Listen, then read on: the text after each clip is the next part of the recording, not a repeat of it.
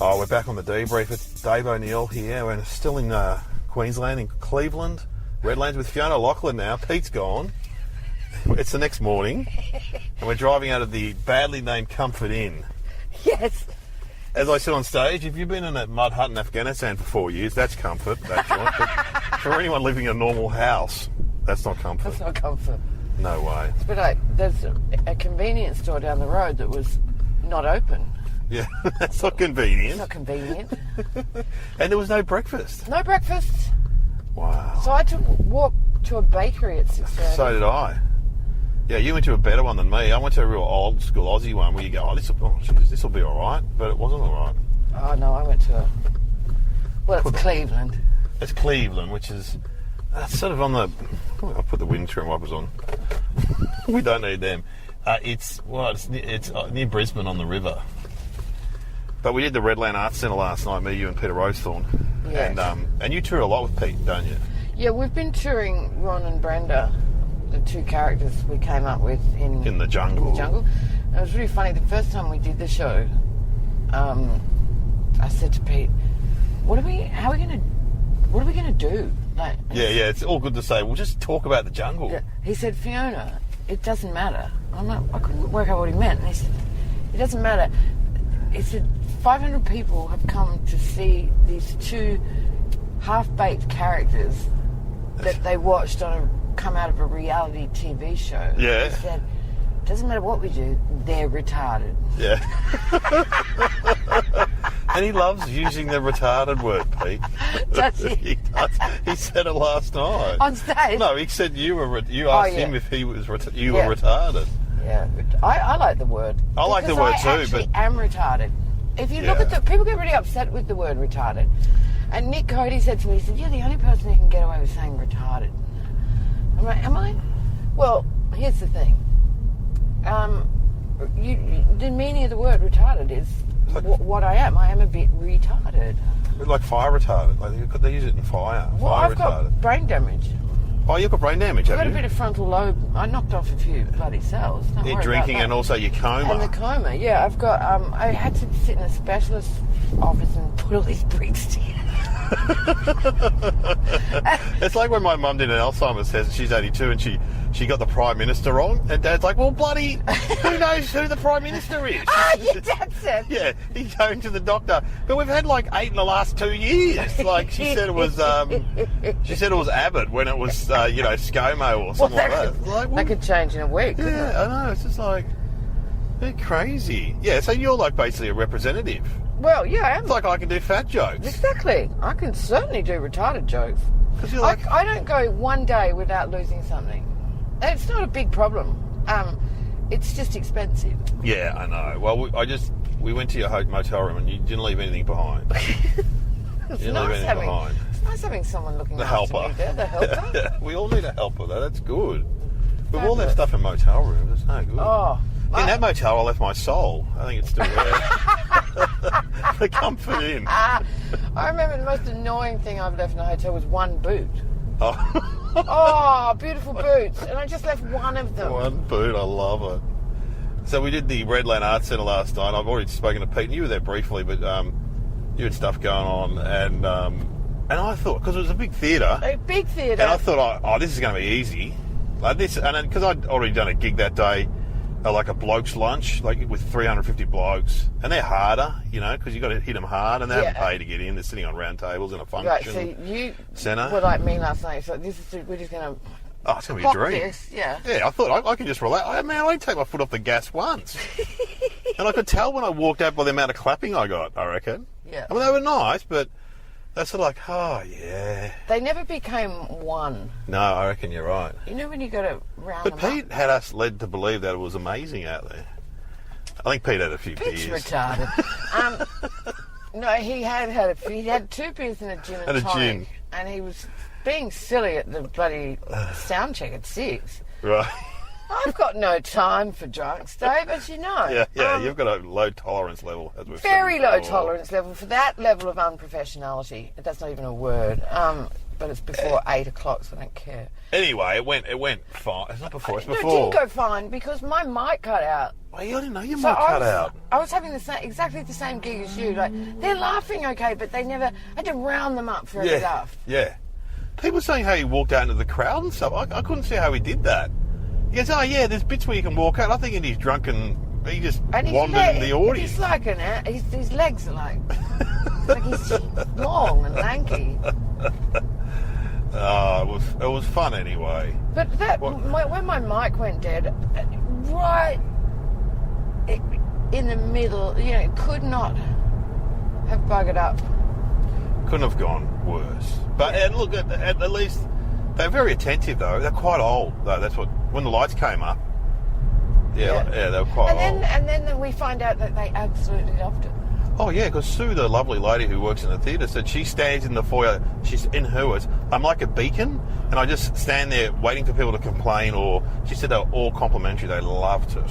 Wow. Because also it was extra pressure on me because my mum and dad's flower girl, Joy, was there. Joy was in the audience, and I do a few off-colour jokes about my mum and dad, and I just kept going, "Sorry, Joy, don't tell mum, don't tell mum." That's such a word for you. That's so classic that you would have, not that she's your auntie, but a Joy. Joy, yeah. And she's also my godmother, she told me, which I didn't know. Remember when godmothers they're a big thing, weren't they? Your godmother, your godfather. Oh, there were too many of us, so we'd always go, who's mine again? Yeah. I do love how you talk about your family. I've got an awkward situation. I don't know which my sister's got 9 kids and I'm godmother to one, but I don't know which one. And it's a little bit late to ask now, isn't it?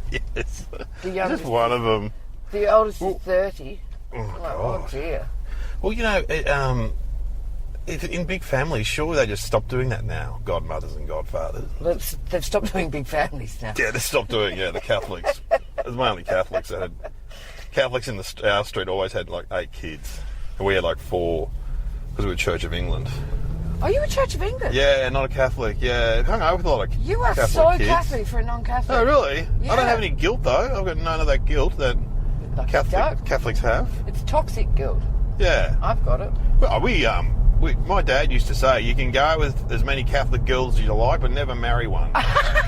Yes. Kev was very anti-Catholic. I don't know why. He still is. Well, that's what it was back then. You either were or you weren't. Yeah. Because my parents couldn't go to their friends' weddings. Wow. Because you weren't allowed into it. Wow. Not Catholic on air, right? You weren't allowed into a non-Catholic church. Oh, wow. Not that they had many friends that weren't Catholic. That's interesting because, yeah, right. And why is it doing that? Sorry. we were told to, not that we had to marry Catholics, but, it just makes things easy. It makes it, ironically, my twin brother married a Catholic in a Catholic church, so... Oh, how'd Kev go? Not good. But he's all right. No, he's all right. That's funny. It is funny. Pete Rosethorn married a pretty industrial straight Catholic. Oh, yeah. Yeah, well, I mean, when you go with girls, you don't realise that they're Catholics until a certain point. Until you want to root. Yeah. Or when you go to their house and you're like, well, what's going on here? Or you say, what school did you go to? St. Mary Joseph's of the Pines. Oh. I remember a friend of ours staying over. Jesus. Nearly killed you. And he was... Bad accident. He had to throw, in the middle of the night, he had to throw something over the picture. It was It was the Sacred Heart of Jesus. Which we just looked at every day. I didn't worry about it. But it's actually Jesus with his chest open and there's a crown of thorns around his heart. Oh, my God. Blood. That's so horrific. It's just... So he's had to put his jumper over it. Because we are doing a podcast, we should say hello to is it the Daily Mail journalists who listen to your podcast, that listen to the Dum Dum Club? Hi. Or is it Herald Sun, or is it all of them? I don't know. They seem to come... They're trawling through podcasts. Because the Dum Dums are a very popular podcast, and you went on it, and they kept trawling through it, and they pulled out at least 3 different stories about what you got paid in the jungle, wasn't it? I know. What you got paid in the jungle, and then who you didn't know. You feud with the Irwins.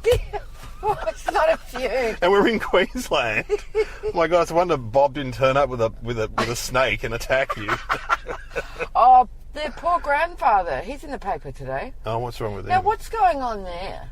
I don't care if this... If they ever... I don't know. But what's with... Like, he was Steve's best friend. Steve always said his dad was his best friend. Yes. Now, that poor old man has not seen his grandchildren for 15 years.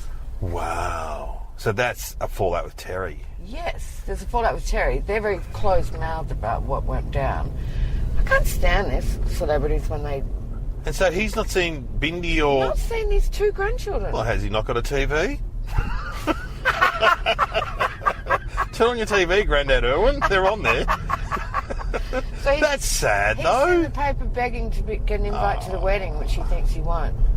Well, appearing in the... See, if Steve would have come back today... He'd be upset about that. pissed. Crikey, what's going on? Crikey! Oh, that's no good. But, you know, as Denise Scott once said, they're like carny folk.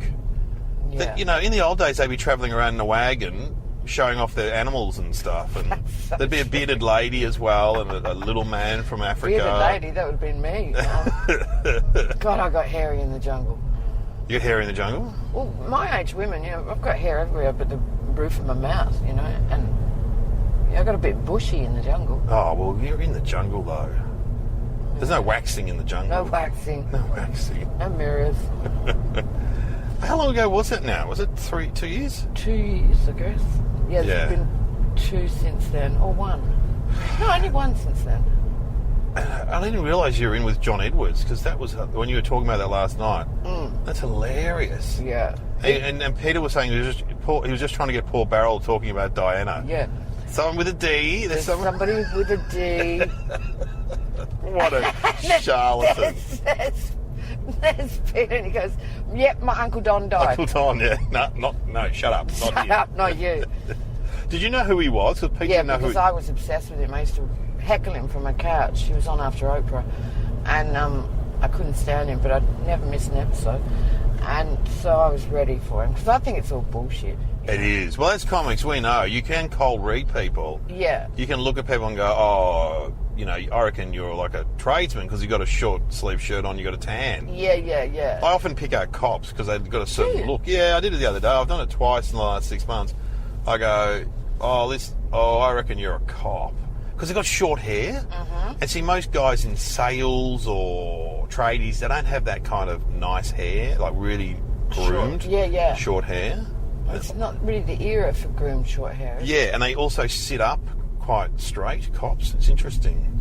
Yeah, I picked one out the other day. Picked it twice. Yeah, in a chuka, I said there was a guy there, and he had a bit of a beard, but he was sitting with his kids, and he was very and I said, "Oh, what are you? I reckon you're like you're a cop," and they all went crazy because they all knew him. That's cool. Yeah, See, doesn't always work like that. I haven't done any ever yet. I've got to tick it off my to-do list. I've never done audience participation. Yeah, you don't do crowd work. That's right. We've talked about that before. Yeah, I'm too scared. Oh, you'd be good at it though, Oh, I don't think I would. because people like you. People like it. Well, you just move on if it doesn't go that well. Doesn't matter. You know who's really good at Anne Edmonds? Oh, yeah. Yeah, I haven't seen her do that for a long time either. Yeah, she's very good at crowd. Oh, there's some people that are exceptional. Des Dowling's very good. There's some people out there. My best laugh last night was just mentioning local references that Sue told me about a minute before I went on. Because I know there's islands off here where we are, and they're a bit feral. I remember my brother who lives up here said there's islands, and it's called Russell Island. Russell Island is the feral island where you got to get a boat to get out there.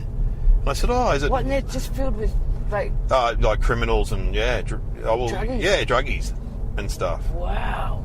And then that posh bit is Raby Bay. But I kept thinking she's saying Rapey Bay. Like, and she goes, yeah, mention Raby Bay. That's the posh bit. And I go, Rapey Bay. She said, not Rapey Bay. Raby. I couldn't say it. I kept saying Rapey Bay. Rapey Bay. But then afterwards, I was talking to Joy in the foyer, my mum's flower girl. And isn't it funny that when your relatives come along, they don't say anything about the show? No. It's almost like a golden... It's bizarre, isn't it? It's like...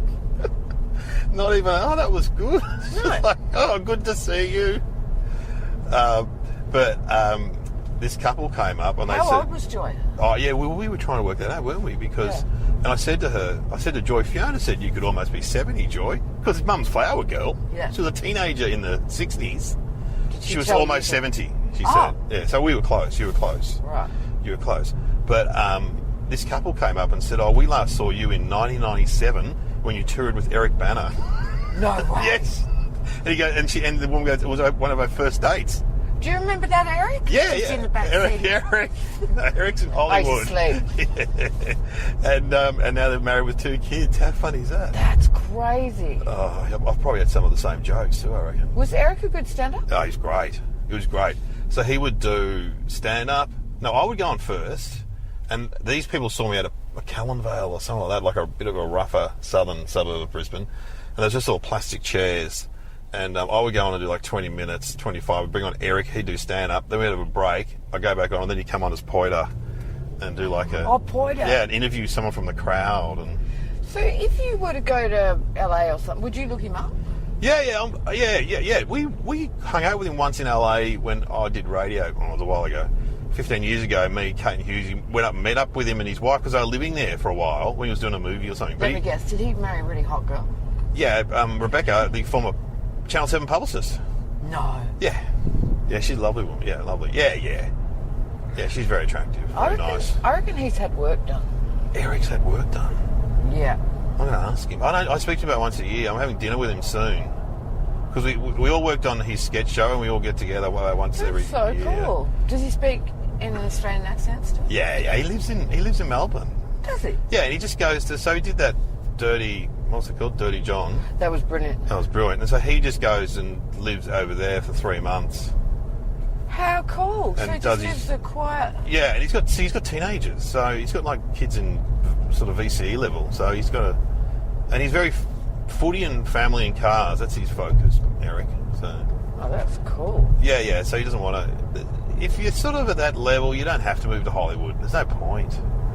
Because it might be better. You might get more auditions and stuff. But it's insatiable, isn't it, what some people... I love that about Eric. Like, with Nicole Kidman, for instance, you know I love her, and she's got to be stopped. Nicole. A buying ringer. Her age is always... Wow. But it's She looks good, though. Yeah, but she tried Botox once, she says. But she's such a liar. But yeah, I tried a vodka cruiser once, Nicole. You fucking... I can't remember who it was. It was Vince Colosimo. Someone did a movie with her. And she didn't eat anything. And so she came up and they're having chicken schnitzel sandwiches for lunch. She's going, oh my God, what are you guys eating? And this is like all the crew. And Vince, we're having chicken schnitzel sandwiches. That's the lunch. She goes, oh my God, I want one. I'm going to have one. That's it. I'm going to have one. And so she went and got one and she sat there and she pulled the bread off. She and ended up eating the lettuce from the chicken schnitzel sandwich. Oh my God, I'm going to have one. Then just pulls everything out and goes, eats the lettuce. Yeah. See, I don't get that. I just don't get... Like, when you were talking about Eric... and like just living a pretty normal life. Yeah. See, people choose to live this insatiable. But what about Keith Urban, who's from around here? He's from Beanley, which is not that far from where we are. He's from Beanley. I did a joke about the Beanley Tavern. I think he's from Russell Island. He's from yes. And I did a talk show. I did Sean McAuliffe's talk show, the last ever episode on Channel 9, with Keith Urban before he met Nicole. And he's just like a bogan from Queensland. Yeah, see, it's all... It's weird, because he was so nice, Keith. And they, you know... That's when I was on with Ricky Martin, and Ricky Martin kept talking about his girlfriend. And I go, you've got a girlfriend? Really? And Keith Urban was laughing. I'm like... Then I asked him, she bangs, what's that about? Ricky, I went on the Great Ocean Road with my girlfriend, and she loves it in Victoria. It's like, you got a girlfriend? I have a girlfriend. Well, he's out now. Thank She God. bangs. She bangs. Oh. She bangs.